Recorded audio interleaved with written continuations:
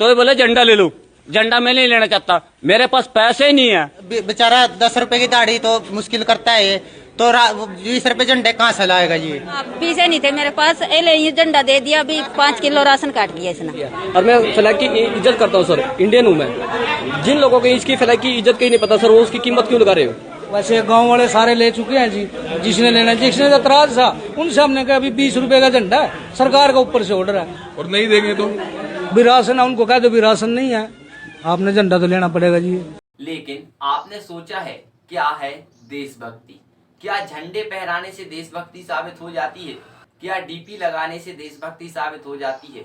क्या है हमारे तिरंगे झंडे में जो 3 कलरों का महत्व? किसने बनाया हमारा तिरंगा झंडा? क्या हमारा तिरंगा पहले भी ऐसे ही दिखता था? तो चलिए जानेंगे आज के इस छोटे से वीडियो में। देश में आजादी का अपमान करने वाला यह कृत्य काफी वायरल हो रहा है। यानी कि यदि इन लोगों को फ्री का राशन ना मिले तो इनके घर में रात का खाना ही ना बने, और इस प्रकार के लोगों को राशन के साथ साथ तिरंगा झंडा खरीदने के लिए भी मजबूर किया जा रहा है। और यदि आप तिरंगा झंडा नहीं लेंगे तो आपको उस महीने का राशन भी नहीं दिया जाएगा। सोचने वाली बात यह है कि हमारे देश में जो गरीबों को जबरदस्ती तिरंगा झंडा खरीदकर फर्जी देशभक्ति के लिए मजबूर किया जा रहा है, यह खुद बीजेपी सांसद वरुण गांधी ने कहा है।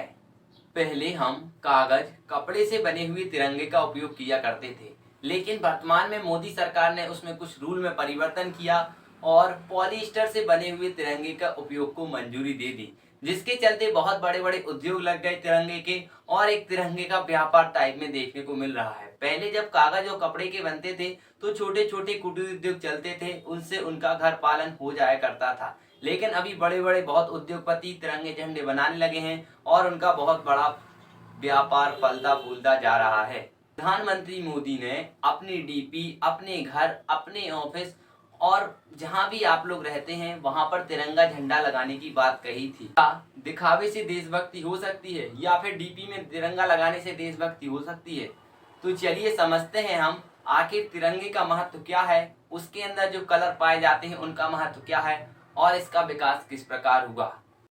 क्या हम तिरंगे के उन सिद्धांतों को मानते हैं? तो हमारा तिरंगा 3 कलर से मिलकर बना है। सबसे ऊपर केसरी, उसके बाद सफेद कलर, उसके बाद आपको हरा कलर देखने को मिलता है, और बीचों बीच आपको एक अशोक चक्र जिसमें 24 तीलियां हैं देखने को मिलती हैं। झंडे का केसरिया रंग जो हमें स्ट्रेंथ और करेज के बारे में बताता है। स्ट्रेंथ होती है ताकत, करेज होता है यदि आपके सामने कोई गलत हो रहा है तो आप उसके खिलाफ ना बोलें, ये होता है करेज।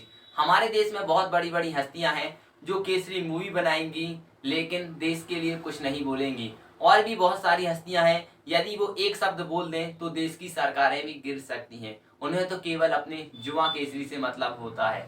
दूसरा कलर होता है हमारे झंडे में सफेद, जो शांति और सच्चाई का प्रतीक होता है। लेकिन हमारे देश में क्या चल रहा है? शांति चल रही है या सच्चाई चल रही है? आपको खुद मालूम है। लोग, नेता भड़काऊ बयान देते रहते हैं जिससे देश की शांति और जो सच्चाई है वो भंग होती रहती है।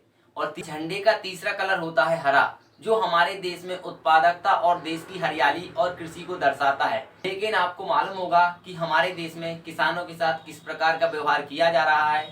और चौथा और अंतिम जो भाग देखने को मिलेगा हमारे तिरंगे झंडे में, अशोक चक्र, जो आपको निरंतर आगे बढ़ने और 24 घंटे कार्यरत रहने की बात करता है। लेकिन हम कहाँ देखते हैं कि औरंगजेब ने क्या किया, मुगलों ने क्या किया। यदि कुछ बची कुची रह जाती है तो नेहरू ने क्या किया, इस बात पर विचार करते हैं। लेकिन हम आगे नहीं देखते कि हमें आगे कितना जाना है और कैसे आगे बढ़ना है। आपने सोचा क्या हमारा तिरंगा जो वर्तमान में है क्या पहले भी ऐसा था?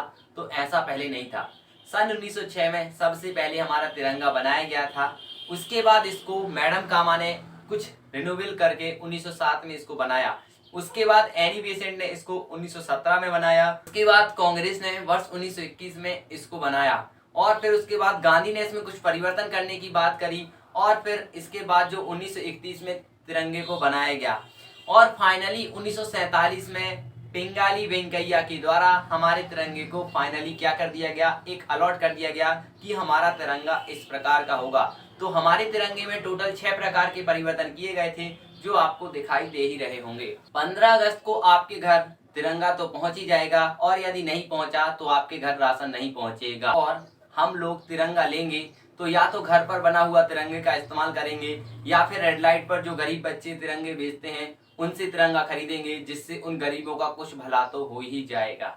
तो हमें केवल डीपी में ही नहीं लगाना है तिरंगा, उस तिरंगे की भावनाओं को अपने हृदय में संजोना है, अपनी विचारधारा में लाना है। आप याद कीजिएगा उन वीर स्वतंत्रता सेनानियों को जिन्होंने भारत को आजाद कराने में अपना बलिदान दिया है।